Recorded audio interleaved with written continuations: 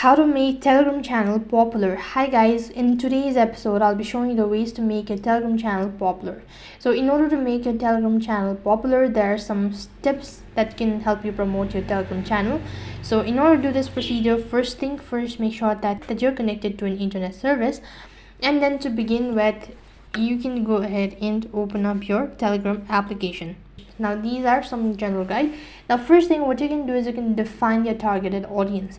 So make sure to post a content that's according to the audience, what they actually prefer to see or watch or hear.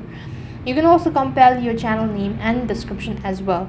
After that, you can also upload high quality content. Apart from it, you can also cross promote on social medias. Now if you have any other social media platforms such as maybe Instagram, maybe Facebook, maybe Twitter, whatsoever, you can promote your channel out there as well. And you can also collaborate with other channels. The collaboration is one of the easiest way on getting your channel popular. And you can also engage with audience, such as you can respond to their messages, you can respond to their you can make changes according to what they actually say and hear. So you can also use relevant hashtag is also one of the easiest way of getting your channel popular. So make sure to use hashtags and relevant wording or keywording. Apart from it, you can also optimize your channel for searches.